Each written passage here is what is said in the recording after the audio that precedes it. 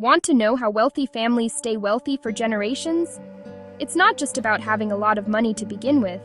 In fact, a staggering 70% of wealthy families lose their wealth by the second generation, and 90% lose it by the third. So, what are the 10% doing differently? It's not a secret trust fund code, or some exclusive stock tip you can't get your hands on. It's a set of deliberate, repeatable habits that anyone, and I mean anyone, can start implementing today regardless of how much money you have in the bank. It's a mindset shift, and it's surprisingly simple. So, for the price of a like button smash and a few minutes of your time, I'm going to break it all down for you. No fluff, no gatekeeping. We're going to cover the 4 fundamental habits that the ultra-wealthy use to preserve and grow their fortunes across generations. I'm talking about the exact playbook they use, and we're going to do it in just 5 minutes. I've structured this so you get actionable, specific strategies. You can apply them immediately. This isn't just theory, it's a practical guide to building a financial legacy. So, get ready to take some notes, because what you're about to learn could completely change how you think about money, family, and the future. We're going to go through this fast, with quick cuts and all the information you need right here on screen. It's going to be packed with value, so let's not waste any more time. Let's get right into the first, and arguably most important, habit that separates the generational rich from everyone else. It all starts with culture. All right, let's start with the foundation, because without this, everything else crumbles. The first habit is creating the right family culture. This sounds a bit fluffy, I know, but it is the single most powerful defense against wealth erosion. It's about giving future generations a sense of purpose beyond just inheriting a pile of cash. When kids grow up thinking they're just waiting for a handout, sports cars, bad investments that starts to drain the family fortune. Generational wealth isn't a bank account, it's a shared mission. So, how do they do this practically? It starts with education, and not just the fancy private school kind. I'm talking about teaching kids about money from a young age. What it is, how it works, the responsibility that comes with it. They hold regular family meetings, almost like a corporate board meeting, to discuss financial status, its values, its goals. This isn't about telling a 12-year-old the exact net worth. It's about making them part of the conversation, fostering a sense of stewardship and transparency. A concrete example is creating a family mission statement. It sounds very corporate, but it works. A family might decide their mission is to empower community through entrepreneurship education. Suddenly, the wealth has a purpose. A child isn't just inheriting money. They're inheriting the role of a community leader, business innovator. Their job is to use the family's resources to further that mission, not just to fund a lavish lifestyle. This gives them a reason to protect and grow the capital. This process defines roles for the next generation. One person might be groomed to take over the family business. Another might manage the charitable foundation. A third might oversee the investment portfolio.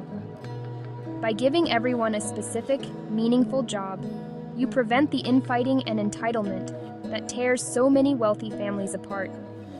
You're not just passing down assets, you're passing down a legacy and a responsibility to uphold it. That's the real secret sauce. Okay, habit number 2, we get a little more technical, but it's absolutely crucial. Wealthy families treat tax planning not as a once-a-year event, but as an ongoing, dynamic process. Most people think about taxes in April when they have to file their return. The wealthy think about taxes every single time they make a financial decision. Every investment, every business transaction, every major purchase. They understand that tax laws are constantly changing, and what worked last year might be a terrible strategy this year. This is why they don't just do their taxes. They have a team of advisors, a CPA, a tax attorney, a financial planner, and they meet with them regularly, often quarterly or at least annually. These meetings aren't just about finding deductions, they're about forward-looking strategy. Given the proposed changes in capital gains tax, how should we adjust our portfolio? What's the most tax-efficient way to transfer this asset to the next generation over the next 10 years?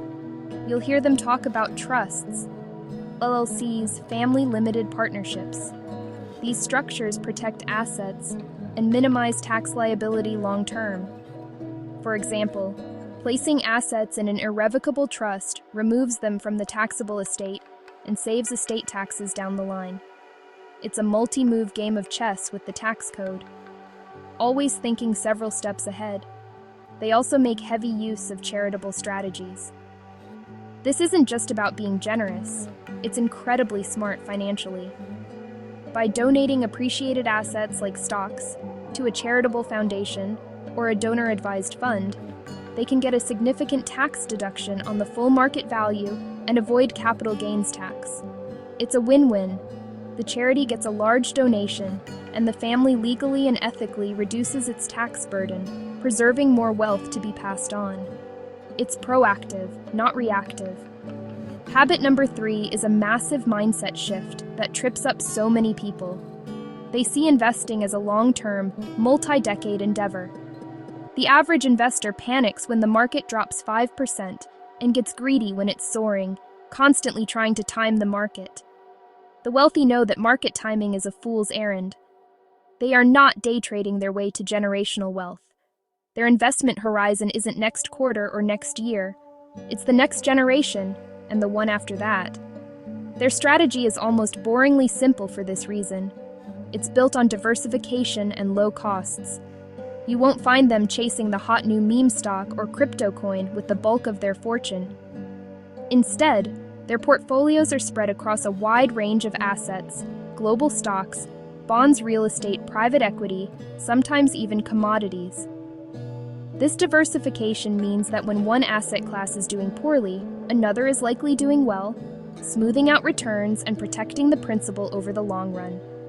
They are huge believers in the power of compound interest, which Albert Einstein supposedly called the eighth wonder of the world. They understand a simple principle: money makes money, and the money that money makes more money.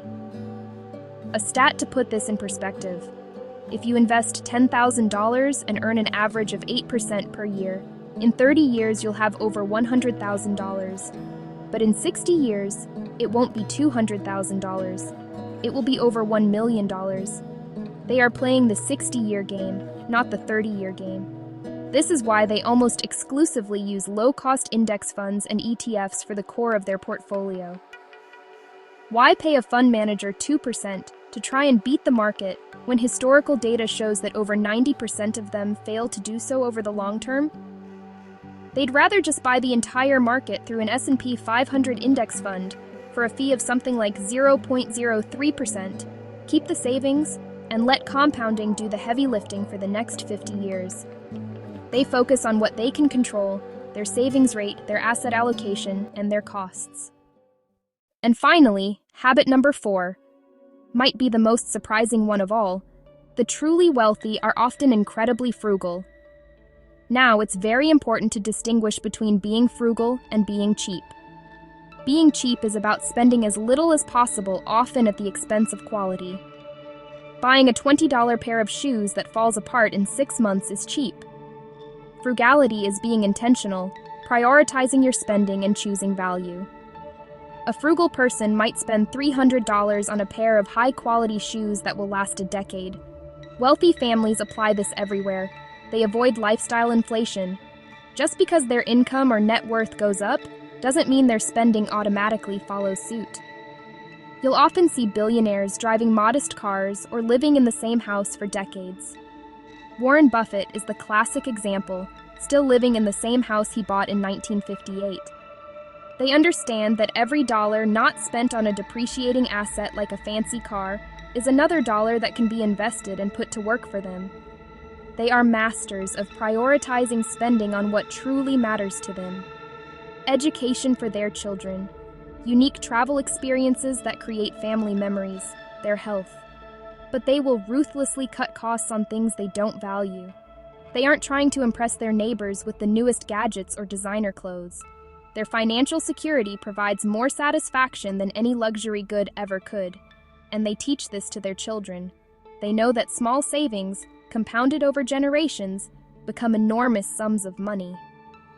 Saving a few $100s a month by not constantly upgrading your phone or car might seem insignificant, but over 50 years, with compound interest, that small habit can literally add millions to the family's net worth.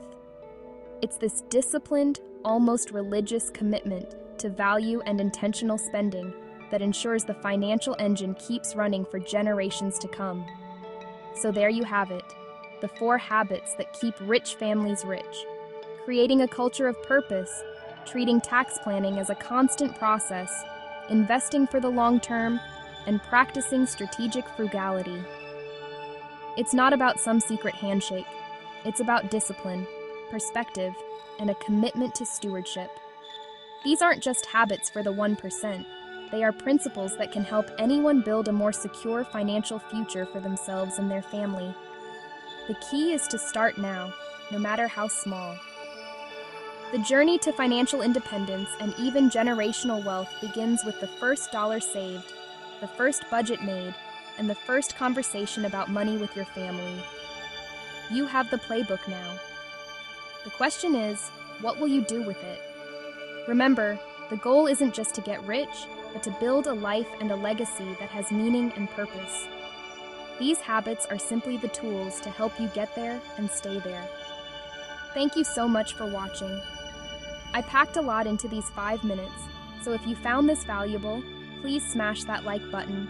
It really helps the channel. If you want a full written transcript of this script, a list of the timestamps, or even a 5-minute audio-only version you can listen to on the go, let me know by dropping a comment below. And of course, subscribe for more no-nonsense financial strategies just like this. I'll see you in the next video.